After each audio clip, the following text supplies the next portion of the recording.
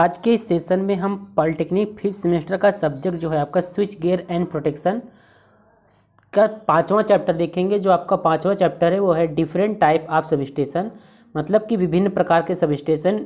ये जो चैप्टर है आपका 5वां चैप्टर, ये कुल 4 पार्ट है इसमें। तो 4 पार्ट के आज पहला पार्ट हम देखेंगे। पहले पार्ट में आपको सबसे पहले पढ़ना है लेआउट, देखना है मतलब कि जो सबस्टेशन होता है उसका लेआउट किस प्रकार से होता है। फिर उसका सबस्टेशन की लेआउट में सिंगल लाइन डायग्राम देखना है। फिर बस बार अरेंजमेंट, फिर बस बार अरेंजमेंट के बाद इक्विपमेंट, मतलब कि सबस्टेशन में कौन कौन से इक्विपमेंट लगते हैं और सभी इक्विपमेंट के क्या क्या फंक्शंस होते हैं उसको देखना है। फिर एसेसरीज देखना है। फिर स्टडी ऑफ प्रोटेक्टिव स्कीम, मतलब प्रोटेक्शन के लिए कौन कौन से प्रोटेक्टिव गियर का उपयोग किया जाता है। बैटरीज एंड देयर मेंटेनेंस, मतलब कि बैटरी और उनका अनुरक्षण। फिर देखेंगे ऑपरेशन ऑफ स्मॉल सबस्टेशन, जो स्मॉल सबस्टेशन है उनका ऑपरेशन किस प्रकार से होता है। तो इतने टॉपिक हम पार्ट 1 में देखेंगे। साथ ही इस वीडियो में सभी टॉपिक्स को बिल्कुल डिटेल में देखते हुए इसको हम समाप्त करेंगे। तो अब हम देखते हैं पहले कि सबसे पहले ये देखते हैं कि सबस्टेशन होता क्या है।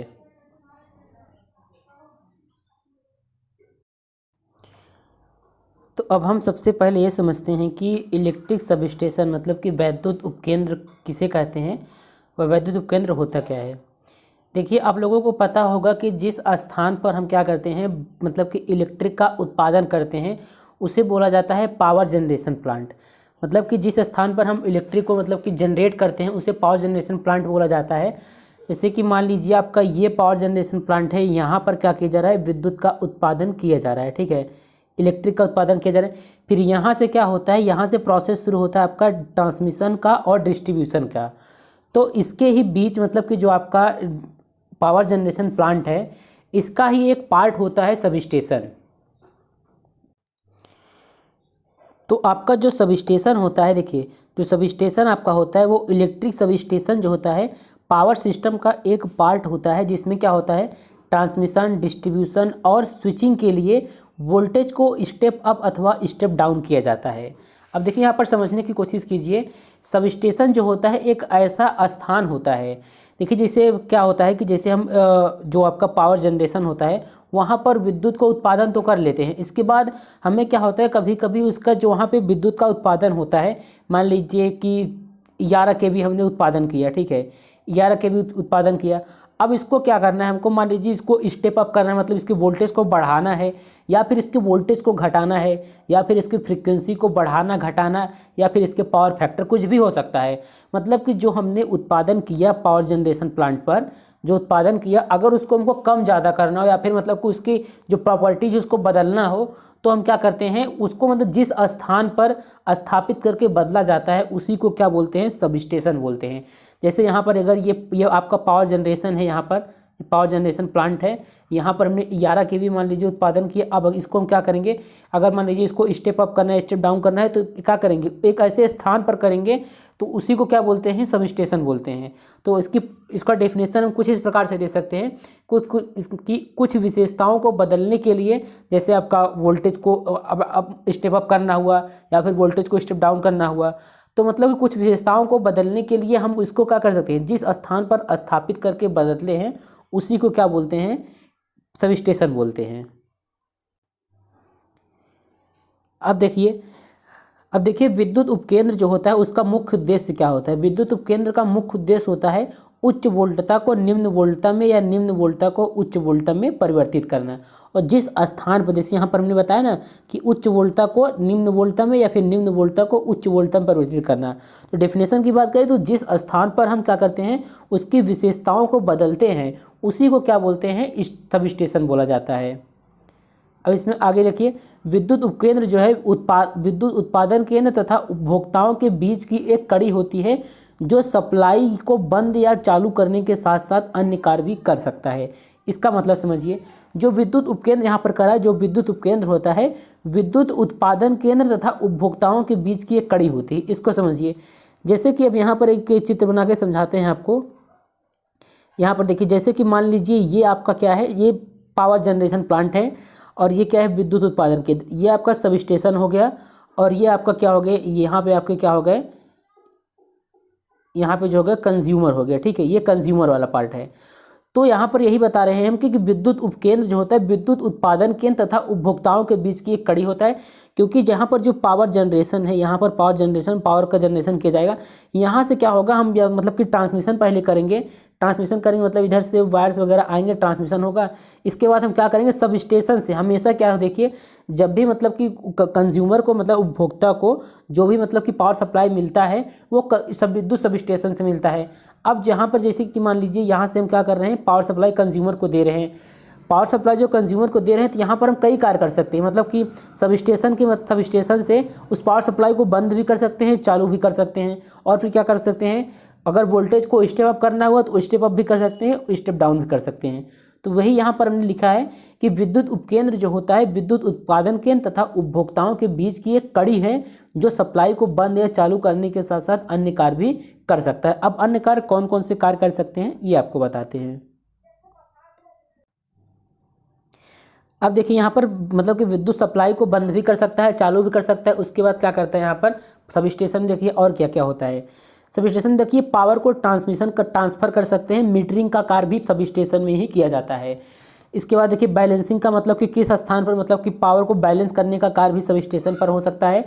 सेफ्टी वाला कार्य भी सब स्टेशन पर होता है। मान लीजिए कंज्यूमर मतलब जो कंज्यूमर जहाँ पर बिजली का उपयोग किया जा रहा है वहाँ पर कोई फॉल्ट वगैरह आता है तो सब स्टेशन से हम क्या कर सकते हैं, उसको शट डाउन कर देते हैं। पावर फैक्टर में संशोधन कर सकते हैं, एसी को डीसी में बदल सकते हैं, आवृत्ति बदलना या कम ज़्यादा भी कर सकते हैं। तो ये सब काम क्या कर सकते हैं, हम सब स्टेशन में कर सकते हैं। कहने का मतलब ये है सब स्टेशन में केवल ऐसा नहीं है कि वोल्टेज को स्टेप अप या स्टेप डाउन ही किया जाता है, इसके अलावा भी कई कार्य सब स्टेशन में होते हैं। अगर आप लोग कभी सब स्टेशन पर गए होंगे तो वहाँ पर देखे होंगे कि मीटरिंग का भी कार्य होता है। मतलब कि कितना पावर कंज्यूम हुआ, कितने मतलब कि कितना यूनिट किस एरिया में गया, कितना नहीं गया, ये सब चीज़ें, साथ ही सेफ्टी से संबंधित चीज़ें सब स्टेशन पर आपको दिखाई देंगी। तो ये सारा काम जो होता है सब स्टेशन पर होता है।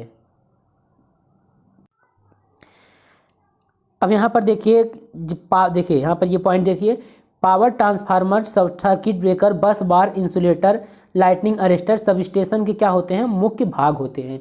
मतलब जब आप सब स्टेशन पर देखेंगे तो वहाँ पर power transformer, circuit breaker, bus bar, insulator, lightning arrester ये सब इक्विपमेंट जो होते हैं लगे होते हैं। आगे आप पढ़ेंगे सब स्टेशन पर क्या क्या इक्विपमेंट लगे होते हैं। साथ ही इस टाइप के क्वेश्चन एग्जाम में भी पूछे जाते हैं कि सब स्टेशन के एसेसरीज या फिर सब स्टेशन में जो सेफ्टी डिवाइस हो गया, इक्विपमेंट हो गया, वो क्या कौन कौन से होते हैं उसको बताइए, उनका काम क्या है ये सब बताइए।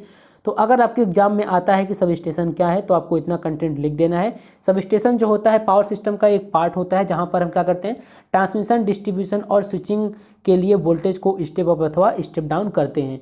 साथ ही ये पॉइंट हमेशा आप लोग याद रखिए कि सब स्टेशन जो होता है विद्युत उत्पादन केंद्र, मतलब जहाँ पर विद्युत का उत्पादन होता है और उपभोक्ताओं के बीच की एक कड़ी होती है। सब स्टेशन पर सप्लाई को बंद कर सकते हैं, चालू कर सकते हैं, अन्य कार्य भी कर सकते हैं। अन्य कार्य में जैसे पावर को ट्रांसफ़र करना, मीटरिंग का कार्य करना, बैलेंसिंग करना। बैलेंसिंग का मतलब आप लोग यहाँ पर समझिए, देखिए जैसे कि मान लीजिए ये सब स्टेशन है आपका, फिर यहाँ पर दो जगह पर क्या कर रहा है, ये सब स्टेशन सप्लाई दे रहा है। तो बैलेंसिंग का कार्य मतलब कहाँ पर ज़्यादा ज़रूरी है भेजना, तो वो होता है बैलेंसिंग का कार्य। मतलब यहाँ पर कितना पावर भेजना है, यहाँ पर कितना भेजना है, तो बैलेंसिंग का कार्य भी क्या होता है, सब स्टेशन का ही होता है। अब हम अगला टॉपिक देखते हैं। अगला टॉपिक है हमारा विद्युत उपकेंद्र का वर्गीकरण, मतलब कि क्लासिफिकेशन ऑफ सब स्टेशन। तो देखिए जो ये इस प्रकार के ये जो टॉपिक आपको बता रहे हैं ये सिलेबस में नहीं दिया गया है, लेकिन यही सब आपके एग्ज़ाम में पूछा जाता है कि मतलब कि विद्युत उपकेंद्र क्या है तथा इसका वर्गीकरण कीजिए। तो इस टाइप के क्वेश्चन अगर एग्जाम में आते हैं तो आप लोगों को इसलिए ये टॉपिक भी हम बता दे रहे हैं यहाँ पर, और साथ ही सिलेबस में भी ये दिया गया है। तो देखिए यहाँ पर सबसे पहले विद्युत उपकेंद्र का वर्गीकरण में उपकेंद्र जो होते हैं, सब स्टेशन जो होते हैं, उनका वर्गीकरण जो होता है, वर्गीकरण दो टाइप से किया जाता है। तो पहला होता है कि सर्विस रिक्वायरमेंट के अनुसार, और यहाँ पर दूसरा देख लीजिए, दूसरा होता है संरचना के अनुसार। तो दो प्रकार से जो मतलब कि दो भागों में मतलब कि बांटा गया है सब स्टेशन को। एक होता है सर्विस रिक्वायरमेंट के अनुसार, किस प्रकार से हमको सर्विस चाहिए उस हिसाब से, और दूसरा हमने आपको दिखाया यहाँ पर संरचना के अनुसार, मतलब उसकी संरचना किस प्रकार से होती है। अब अगर यहाँ पर हम बात करें अकॉर्डिंग टू सर्विस रिक्वायरमेंट, मतलब कि सर्विस रिक्वायरमेंट के अनुसार, देखिए सर्विस रिक्वायरमेंट मतलब होता है कि एक कंज्यूमर को या फिर एक व्यक्ति को किस प्रकार का सर्विस चाहिए, उसके हिसाब से सब स्टेशन को डिवाइड किया गया है कई पार्ट में। तो देखिए पहला यहाँ पर है, पहला यहाँ पर है transformer sub station. Transformer sub station देखिए क्या होता है, जो ट्रांसफार्मर सब स्टेशन होता है यहाँ पर क्या होता है, उच्च वोल्टेज को मतलब कि हाई वोल्टेज को लो वोल्टेज में और लो वोल्टेज को हाई वोल्टेज में बदला जाता है। अब सब ट्रांसफार्मर सब स्टेशन आप देखेंगे इसको भी कई पार्ट में बांटा गया है। इसके बाद आता है आपका दूसरा आता है, दूसरा देखिए यहाँ पर आता है स्विचिंग सब स्टेशन। तो जो आपका स्विचिंग सब स्टेशन होता है, देखिए यहाँ पर क्या होता है, स्विचिंग सब स्टेशन में क्या होता है, वोल्टेज के मान में कोई परिवर्तन नहीं होता है। नाम से ही पता चल रहा है स्विचिंग सब स्टेशन। तो यहाँ पर वोल्टेज को न तो स्टेप अप किया जाएगा न तो स्टेप डाउन किया जाएगा। इस सब स्टेशन पर क्या होता है, केवल सब स्टेशन को दूसरे सब स्टेशन पर क्या करते हैं, इंटरकनेक्ट करते हैं। इंटरकनेक्ट अर्थात ग्रिड वोल्टेज जो होता है उससे जोड़ा जाता है। अब ये क्या करता है, ये क्या करता है, सब स्टेशन पर जो होता है समान मान की वोल्टेज को बनाए रखता है, इसे बोलते हैं स्विचिंग सब स्टेशन। इसके बाद देखिए यहाँ पर जो तीसरा है आपका, तीसरा है power factor improvement sub station. अब नाम से ही पता चल रहा है power factor improvement sub station जो है ये क्या करता है, पावर फैक्टर को इम्प्रूव करता है।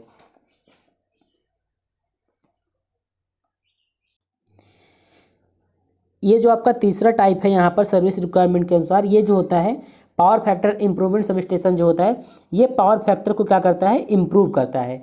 अब देखिए ये पावर फैक्टर को इम्प्रूव करने के लिए जो सब स्टेशन का रिसीविंग एंड होता है वहाँ पर क्या होता है, एक कैपेसिटर लगाया जाता है। वहाँ पर क्या लगाते हैं, कैपेसिटर लगाते हैं। मतलब कैपेसिटर की सहायता से क्या करता है, पावर फैक्टर को इम्प्रूव करता है।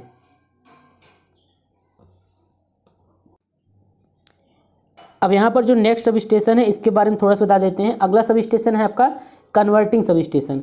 कुछ नहीं करना है इसमें, केवल आपको याद रखना है नाम क्या है। नाम के याद करने के बाद आप लिख सकते हैं एग्जाम में, जो है आपका कन्वर्टिंग सब स्टेशन।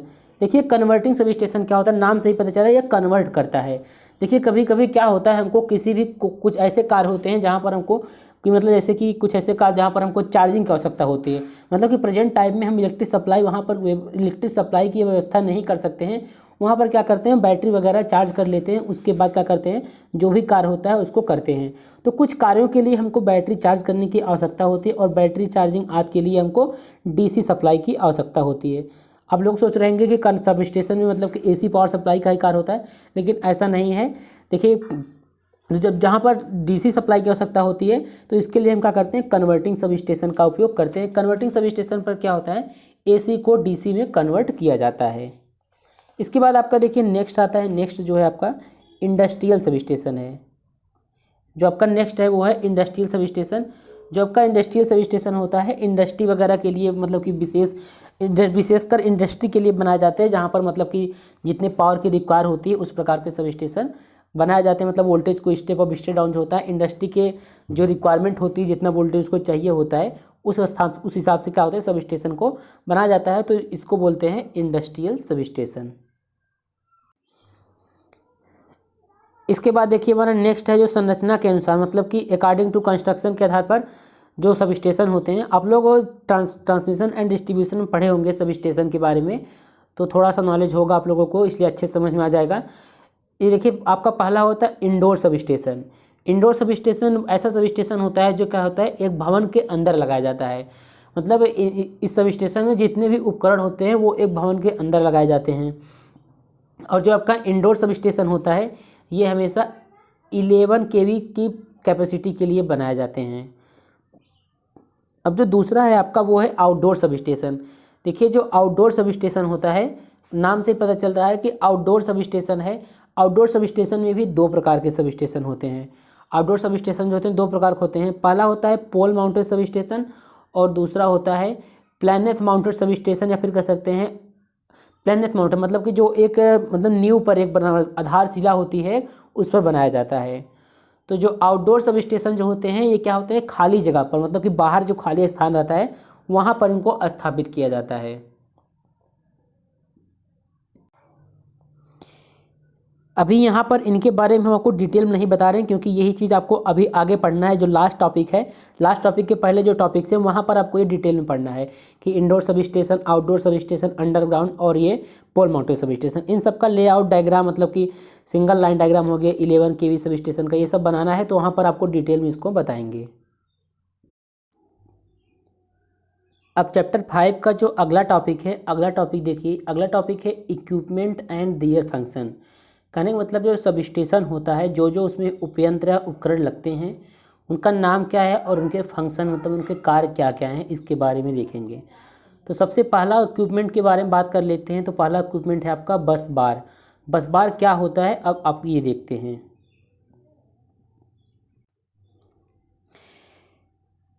देखिए बस बार जो होता है, बस बार देखिए एक प्रकार का जंक्शन होता है।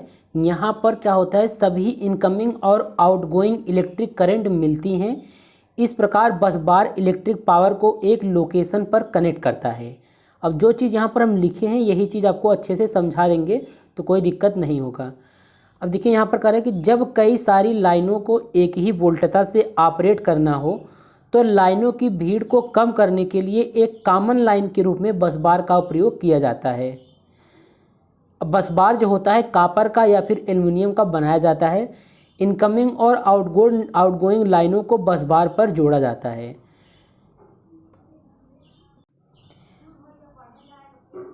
अब यहाँ पर हमने जो लिखा है यही आपको समझा देते हैं कि बस बार हमने बताया कि एक प्रकार का जंक्शन होता है। यहाँ पर सभी इनकमिंग और आउटगोइंग इलेक्ट्रिक करंट मिलती हैं।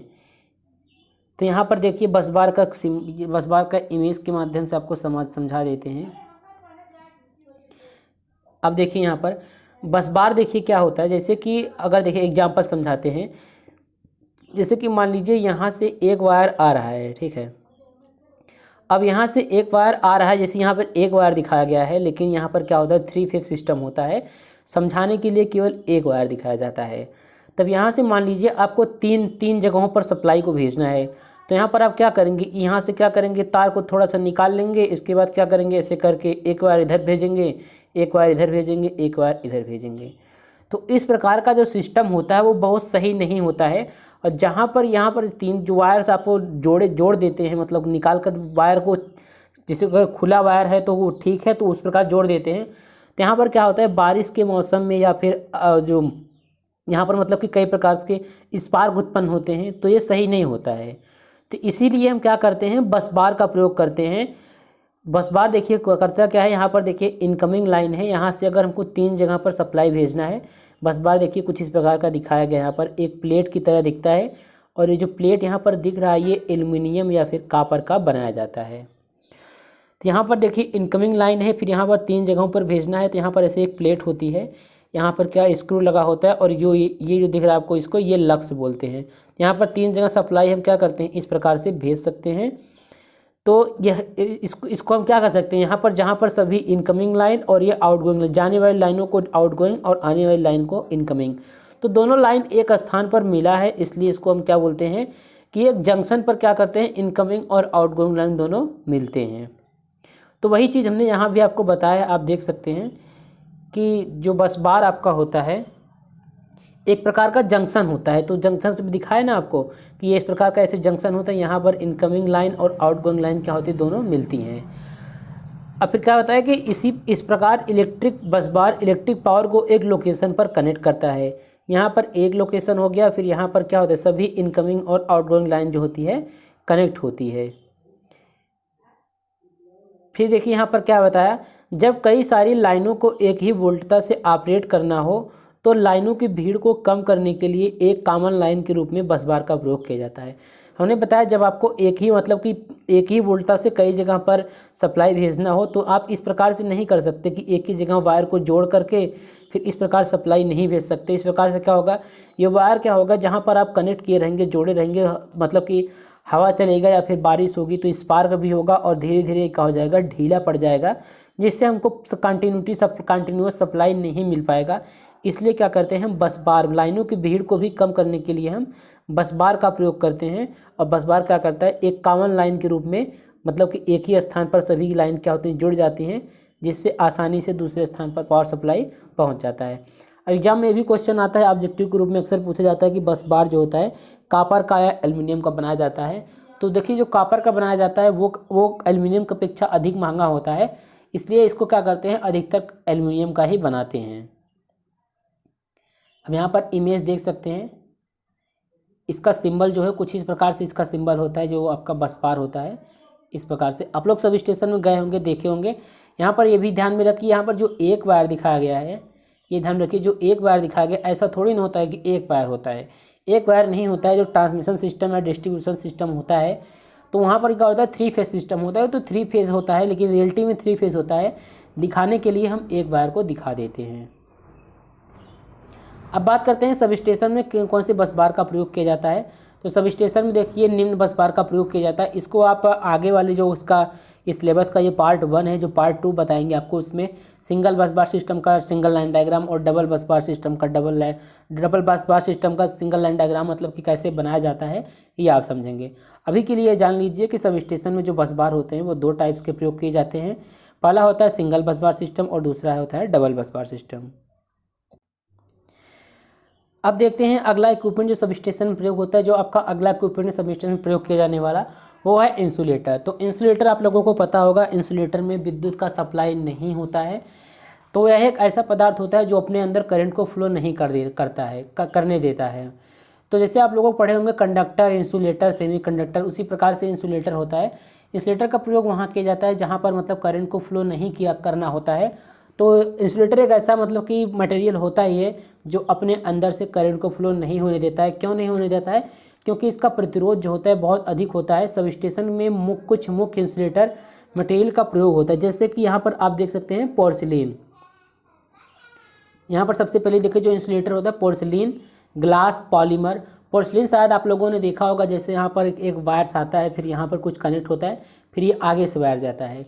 तो पोर्सिलीन जो होता है एक इंसुलेटर होता है। और देखिए जो इंसुलेटर होता है उसका प्रयोग क्यों किया जाता है, किस उद्देश्य से किया जाता है, ये भी देख लीजिए। देखिए जो इंसुलेटर होता है उसका प्रयोग 2 उद्देश्य से किया जाता है कि यह चालक को सपोर्ट प्रदान करता है और क्या करता है, यह चालक और पोल मतलब कि जो कंडक्टर और पोल होते हैं को एक दूसरे से वैद्युतीय रूप से अलग करता है। इन दोनों का मतलब आपको समझा देते हैं। देखिए सबसे पहला पॉइंट है इसमें कि यह चालक को सपोर्ट करता है। जैसे आप लोग यहाँ पर पोल देखे होंगे, पोल देखने के बाद जो मतलब कि वायर एक कंडक्टर जो आता है, फिर यहाँ पर एक ब्लैक कलर का आप देखे होंगे, तो इंसुलेटर होता है। वो इंसुलेटर क्या करता है, वो चालक को सपोर्ट प्रदान करता है। साथ ही क्या करता है, यहाँ पर लिखा गया है, देखिए यहाँ पर लिखा गया चालक और पोल को एक दूसरे से वैद्युतीय रूप से अलग करता है। आप एक बार सोच के देखिए, जैसे कि मान लीजिए यह आपका पोल है, अगर कंडक्टर ऐसे आता है, यहाँ पर कंडक्टर आता है, अगर कंडक्टर जो होता है पोल को छू करके जाएगा आगे, तो जाहिर सी बात है पोल में भी करंट कभी न कभी उतर सकता है, मतलब पोल में भी करंट का सप्लाई हो सकता है। लेकिन ऐसा क्यों नहीं होता है? इसलिए क्योंकि वहाँ पर क्या होता है, इंसुलेटर डिस्क मतलब कि disc insulator, pin type insulator, जिस प्रकार के इंसुलेटर की रिक्वायर होती है पोल पर, उस प्रकार के इंसुलेटर लगाए जाते हैं। इस प्रकार के आप कभी न कभी देखे होंगे जो मतलब कि जो स्टील पोल होता है, जो मतलब कि खेतों वगैरह में लगा होता है स्टील पोल, कुछ इस प्रकार से होता है। ऐसे इस प्रकार से देखिए उसमें कभी नीचे वाले पार्ट जो उसका स्टील पोल होता है उसमें कभी करंट नहीं उतरता है, करंट नहीं आता है। इसका यही मतलब है कि वहाँ पर क्या लगे होते हैं, इंसुलेटर लगे होते हैं जो क्या करते हैं, पोल, ये आपका पोल हो गया, सॉरी ये आपका पोल हो गया, और फिर क्या हो गया, इंसुलेटर। मान लीजिए ये इंसुलेटर है, तो जो इंसुलेटर होता है वो कंडक्टर जो आपका आता है और पोल उसको क्या करता है, एक दूसरे से इलेक्ट्रिकली रूप से अलग करता है। इसलिए जो पोल्स वगैरह, स्टील पोल हो गया या फिर स्टील पोल हो गया, फिर वुड पोल हो गया, लकड़ी का पोल हो गया, किसी भी प्रकार का पोल हो गया, इसी वजह से उसमें क्या होता है, इलेक्ट्रिक का सप्लाई नहीं होता है। तो आप लोगों के समझ में आ गया होगा। इंसुलेटर का प्रयोग हम इसीलिए करते हैं, पहला तो ये जो कंडक्टर्स होते हैं, आपके कंडक्टर लाइन होते हैं, उनको क्या करता है, सपोर्ट प्रदान करता है। और दूसरा क्या होता है कि जो कंडक्टर और पोल होता है उसको इलेक्ट्रिकली रूप से क्या करता है, अलग करता है। अब बात करें इंसुलेटर की, तो इंसुलेटर यहाँ पर देखिए कई प्रकार के हो सकते हैं। जहाँ पर जिस प्रकार के इंसुलेटर की रिक्वायर होती है वहाँ पर उस प्रकार के इंसुलेटर का प्रयोग किया जाता है। जैसे कि अगर मान लीजिए 11 केवी का ट्रांसमिशन लाइन है तो वहाँ पर हम पिन टाइप इंसुलेटर का प्रयोग करेंगे। अगर 33 केवी का ट्रांसमिशन लाइन है तो वहाँ पर हम सस्पेंशन टाइप इंसुलेटर का प्रयोग करेंगे। इसी प्रकार इंस्टेन इंसुलेटर होता है, साइकिल टाइप इंसुलेटर होता है और पोस्ट इंसुलेटर होता है। ये इंसुलेटर जो है आप ट्रांसमिशन एंड डिस्ट्रीब्यूशन लाइन जब पढ़े होंगे या फिर इलेक्ट्रिकल ड्राइंग जो है आपका फर्स्ट उसमें पढ़े होंगे तो उसमें आपको समझ में आया होगा। लेकिन आप लोग एक बात ध्यान रखिए, जहाँ पर भी आपको कन्फ्यूजन ना समझ में आए तो आप लोग कमेंट में बता दीजिए। उसके ऊपर एक अलग से वीडियो बनाकर, अगर बनाना संभव हो तो बनाकर उसमें हम आपको बता देंगे। ठीक है, तो कुछ इंसुलेटर थे जो सब स्टेशन में क्या होते हैं, प्रयोग किए जाते हैं। तो आप लोग ये ध्यान में रखिएगा। अब देखिए आपका अगला पॉइंट है आइसोलेटर स्विच। देखिए आइसोलेटर स्विच जो होता है, देखिए आइसोलेटर स्विच जो होता है, देखिए सब स्टेशन पर अपने ज़रूरत के अनुसार परिपथ को खोलने व जोड़ने हेतु तो आइसोलेटर स्विच का इस्तेमाल किया जाता है। यह नो लोड अवस्था में परिपथ को ऑन व ऑफ करने के लिए प्रयोग किया जाता है। अब आपको बता देते हैं, देखिए आपको थोड़ा सा समझाने की कोशिश करते हैं कि आइसोलेटर स्विच होता क्या है। देखिए एक बात आप हमेशा याद रखिए कि आइसोलेटर स्विच जो होता है हमेशा नो लोड कंडीशन में कार्य करता है। मतलब कि जब कोई लोड नहीं होता है तब यह नो लोड अवस्था में परिपथ को क्या करता है, ऑन या ऑफ करता है। सब स्टेशन पर आप लोग देखिए होंगे कुछ इस प्रकार का एक ऐसे लोहे का ऐसे कुछ रहता है, वहाँ पर जब इसको गिरा देते हैं तो क्या होता है, ऑफ हो जाता है, फिर ऑन कर देते हैं। मतलब कि देखिए आइसोलेटर क्या होता है, आइसोलेटर स्विच जो होता है, जैसे मान लीजिए सब स्टेशन पर कोई मेंटेनेंस का कार्य करना हो, ठीक है, मेंटेनेंस का कार्य जब सब स्टेशन पर करना हो तो आइसोलेटर स्विच को क्या कर देते हैं, नीचे मतलब कि ऑफ कर देते हैं। उसके बाद तो क्या करते हैं, मेंटेनेंस का कार्य करते हैं या रिपेयर का कार्य जो भी कार्य होता है वहाँ पर करते हैं, फिर आइसोलेटर स्विच को क्या कर सकते हैं, ऑन कर सकते हैं। तो यही मतलब है आइसोलेटर जो होता है सब स्टेशन पर क्या करता है, परिपथ को मतलब कि जो सर्किट होता है उसको खोलने व जोड़ने हैं तो हम आइसोलेटर स्विच का इस्तेमाल करते हैं। और ये हमेशा देखिए, ये ध्यान रखिएगा, यह नो लोड अवस्था में, ये कई बार ऑब्जेक्टिव क्वेश्चन के तौर पर पूछा जाता है। यह हमेशा नो लोड अवस्था में परिपथ को क्या करता है, ऑन या ऑफ करता है। ऑन लोड में क्या होता है, when current flowing in an circuit. On load में ऑन लोड क्या होता है, ऑन लोड में सर्किट में क्या होता है, when current flowing in a circuit, मतलब सर्किट में करंट फ्लो होता रहता है। और ऑफ लोड का मतलब होता है कि when no current in circuit, जब सर्किट में कोई करंट नहीं होता है तो इसको ऑफ लोड बोलते हैं। ऑन लोड मतलब जब सर्किट में करंट फ्लो होता रहता है। देखिए आइसोलेटर का प्रयोग जो होता है हमेशा सुरक्षा के उद्देश्य से किया जाता है। कुछ आइसोलेटर जो होते हैं प्रयोग किए जाते हैं वो आपको दिखा देते हैं। आइसोलेटर का प्रयोग हमेशा सुरक्षा के उद्देश्य के लिए किया जाता है। आपको बता दिए सब स्टेशन में जब भी मेंटेनेंस या कोई फॉल्ट वगैरह होता है तो आइसोलेटर स्विच की सहायता से क्या कर सकते हैं, परिपथ को ऑफ कर देते हैं। उसके बाद फिर मेंटेनेंस का कार्य करते हैं, फिर आइसोलेटर स्विच को ऑन कर देते हैं। यहाँ पर आइसोलेटर स्विच की बात करें तो 2-3 प्रकार के यहाँ पर आइसोलेटर स्विच हमने आपको दिखाया है। पहला देखिए यहाँ पर आइसोलेटर स्विच जो है आपका, देखिए सिंगल ब्रेक आइसोलेटिंग स्विच है जो इसका सिंबल इस प्रकार से होता है, और डबल ब्रेक आइसोलेट स्विच होता है, कुछ इस प्रकार से इसका सिंबल होता है। और फिर होता है आपका ऑन लोड आइसोलेटर स्विच होता है, कुछ इस प्रकार से होता है। तो ये 3 प्रकार के आइसोलेटर स्विच हमने आपको बताया। अब हम देखते हैं अगला इक्विपमेंट जो कि सब स्टेशन में प्रयोग होता है।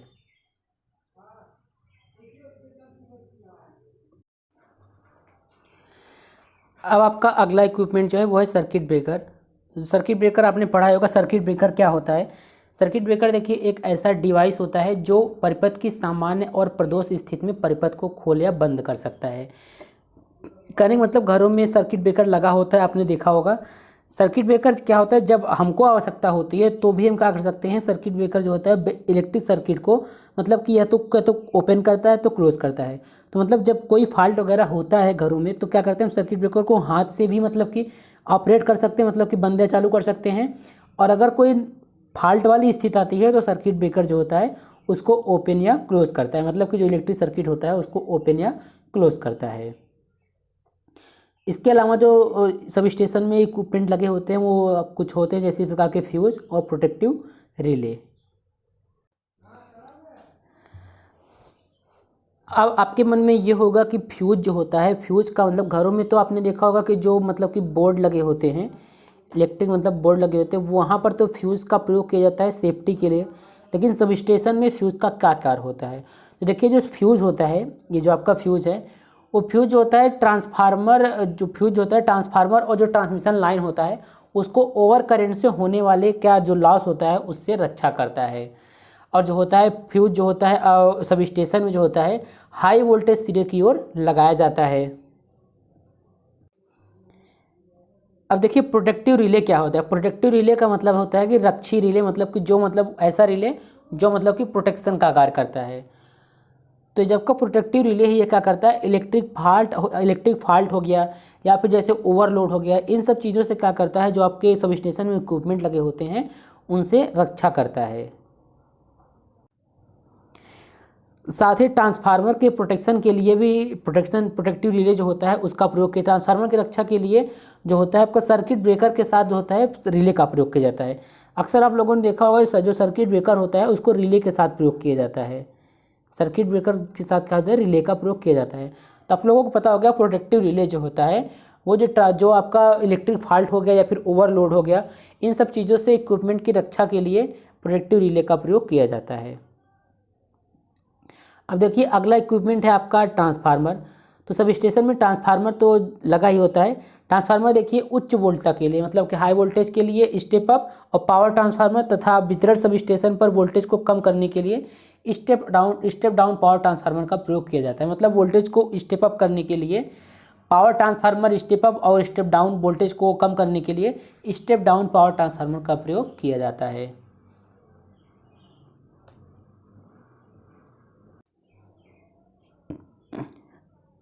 अब जो अगला इक्विपमेंट है आपका करंट ट्रांसफार्मर। तो ट्रांसफार्मर मतलब कि सब स्टेशन जो होता है वहाँ पर करंट ट्रांसफार्मर का प्रयोग क्यों करते हैं वो देखिए जो करंट ट्रांसफार्मर होता है वो आपका क्या होता है, एक स्टेप अप ट्रांसफार्मर होता है। अब देखिए स्टेप अप ट्रांसफार्मर क्या करता है, स्टेप अप ट्रांसफार्मर जो होता है वोल्टेज को स्टेप अप करता है। अब करंट ट्रांसफार्मर जो होता है ये आपका क्या है, स्टेप अप ट्रांसफार्मर है। इसका प्रयोग सूचक तथा मापन उपयंत्र जैसे कि अमीटर हो गया, वाट मीटर हो गया, ऊर्जा मीटर हो गया, इसकी धारा कुंडली को सप्लाई प्रदान की जाती है। क्योंकि देखिए जो अमीटर, वाट मीटर, ऊर्जा मीटर होते हैं इनको क्या करता है, इनकी कुंडली को सप्लाई प्रदान करते हैं करंट ट्रांसफार्मर के द्वारा। और जो आपका करंट ट्रांसफार्मर होता है इसके प्राइमरी वाइंडिंग में कम फेरे होते हैं तथा सेकेंडरी में जो होते हैं, जैसे प्राइमरी वाइंडिंग हो गया तो इसमें क्या होते हैं, कम फेरे होते हैं। और जो आपका सेकेंडरी वाइंडिंग हो गया इसमें अधिक फेरे होते हैं। जैसे कि अगर करंट ट्रांसफार्मर के प्राइमरी में 100 एम्पीयर करंट है तो सेकेंडरी में 5 एम्पीयर की धारा प्राप्त होगी। कहने का मतलब कि जैसे मान लीजिए ये प्राइमरी वाइंडिंग है और ये आपका क्या है, सेकेंडरी वाइंडिंग में अधिक फेरे होते हैं। अगर प्राइमरी वाइंडिंग में क्या है 100 एम्पीयर करंट है तो सेकेंडरी वाइंडिंग में 5 एम्पीयर की धारा प्रदान होगी। क्यों, सेकेंडरी साइड मतलब करंट का मान कम हो जाता है। इसीलिए जो होता है एमीटर ऊर्जा मीटर की धारा कुंडली को सप्लाई प्रदान करते हैं। क्योंकि जो एमीटर हो गया, वाट मीटर हो गया, ऊर्जा मीटर हो गया, इन सबको कम एम्पीयर की करंट की आवश्यकता होती है। इसलिए इसके सेकेंडरी वाइंडिंग जो होता है अधिक फेरे होते हैं। और एक अगर जैसे बताया ना हमने आपको, यहाँ पर 100 एम्पीयर करंट है तो इस साइड क्या मिलेगा आपको, 5 एम्पीयर करंट मिलेगा। और 5 एम्पीयर करंट मतलब करंट का मान कम हो जाएगा, इसलिए तो करंट मान कम हो जाएगा इसलिए क्या कर सकते हैं, इसकी जो पावर सप्लाई है उसको हम ऊर्जा मीटर हो गया, वाट मीटर हो गया, एमीटर हो गया दे सकते हैं। अब इसमें देखिए जो आपका अगला इक्विपमेंट है पोटेंशियल ट्रांसफार्मर। देखिए यहाँ पर हम जो कंटेंट आपको दिखा रहे हैं ये आप एग्जाम में अच्छे से लिख सकते हैं। अगर जिसमें कंटेंट कम है वहाँ पर हम बता दे रहे हैं तो आप लोग उसको ध्यान से सुन लीजिए तब भी लिख सकते हैं। तो पोटेंशियल ट्रांसफार्मर मतलब विभव परिणामित्र। पोटेंशियल ट्रांसफार्मर देखिए क्या होता है, सूचक या फिर मापन उपयंत्रों की वोल्टेज कॉइल की सप्लाई प्रदान करने के लिए पोटेंशियल ट्रांसफार्मर का प्रयोग करते हैं। देखिए हमने आपको बताया अभी कि जो आपका सब स्टेशन होता है वहाँ पर मीटरिंग का भी कार्य होता है। तो मीटरिंग जैसे कार्य के लिए वहाँ पर कम पावर सप्लाई की मतलब कि ज़्यादा एम्पीयर की करंट की आवश्यकता नहीं होती है। इसलिए वहाँ पर हम करंट ट्रांसफार्मर हो गया, पोटेंशियल ट्रांसफार्मर हो गया, इस प्रकार के ट्रांसफार्मर का प्रयोग करते हैं। यहाँ पर देखिए अगला है आपका लाइटनिंग अरेस्टर इक्विपमेंट। अब ये देख लेते हैं कि लाइटनिंग अरेस्टर इक्विपमेंट क्या होता है। मतलब जैसे देखिए जब आकाश वगैरह में मतलब कि जब मतलब बिजली का मतलब लाइटनिंग अरेस्टर मतलब होता है त्वरित आघात। तो त्वरित से सुरक्षा के लिए क्या करते हैं, लाइटनिंग अरेस्टर जैसे इक्विपमेंट का प्रयोग करते हैं ताकि मतलब कि आकाशीय बिजली से बचने के लिए लाइटनिंग अरेस्टर का प्रयोग किया जाता है। अब यहाँ पर देखिए एक और इक्विपमेंट है जो है आपका fire lightning equipment. Fire lightning equipment क्या होता है, यह जो होता है कि मतलब कि जैसे आकाशीय बिजली में कभी कभी क्या होता है आग लग जाती है तो अग्नि से बचाव के लिए यहाँ पर जो देखिए फायर लाइटिंग इक्विपमेंट होता है वो अग्नि से बचाव के लिए अग्निशामक यंत्र की व्यवस्था किया जाता है।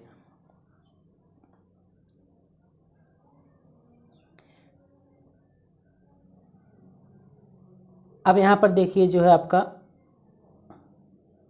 अगला इक्विपमेंट है वो अगला इक्विपमेंट देखिए आपका है एक्यूमुलेटर और बैटरीज। तो इमरजेंसी में अगर कभी क्या होता है सब स्टेशन पर क्या होता है कि लाइट वगैरह मतलब कोई फॉल्ट हो जाता है तो वहाँ पर इमरजेंसी में लाइटिंग के लिए मतलब लाइट को जलाने के लिए हम शीशा संचायक बैटरी का प्रयोग करते हैं।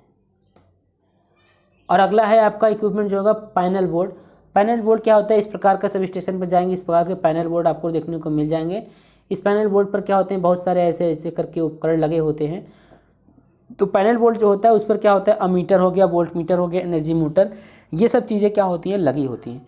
तो इस प्रकार से बहुत सारे उपकरण हैं जो कि मतलब कि सब स्टेशन पर लगे होते हैं। तो अगर एग्जाम में पूछता है कि मतलब सब स्टेशन पर कौन कौन से उपकरण लगे होते हैं तो उनका फंक्शन क्या है, तो उसमें आपको 7-8 फंक्शन, 7-8 उपकरण, उनके फंक्शन को दिखा देना है।